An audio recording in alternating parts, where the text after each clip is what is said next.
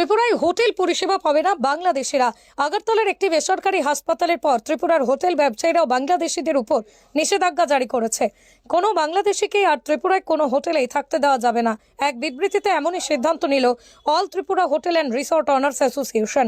তাদের তরফ থেকেই জানানো হয়েছে, সব ধর্মের প্রতি আমাদের সম্মান আছে, কিন্তু সাম্প্রতিক সময়ে বাংলাদেশে ভারতের জাতীয় পতাকা অবমাননা, বাংলাদেশের সংখ্যালঘু হিন্দুদের প্রতি এক শ্রেণীর উগ্র জনগণ তীব্র অত্যাচার করছে, আর তার জন্যই পাল্টা প্রতিবাদ এটি। সংবাদ মাধ্যমের একাংশের দাবি, চট্টগ্রামের ওই আদালতের বার অ্যাসোসিয়েশন সিদ্ধান্ত নিয়েছে চিন্ময় ব্রহ্মচারীর হয়ে আদালতে দাঁড়াবেন না কোনো আইনজীবী। এই পরিস্থিতিতে আগামী 2রা জানুয়ারি পর্যন্ত এই মামলার শুনানি স্থগিত রেখেছে চট্টগ্রাম আদালত।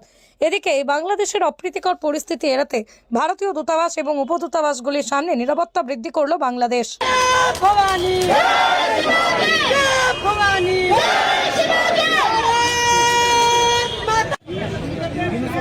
ইউনিট সরকার হায় হায়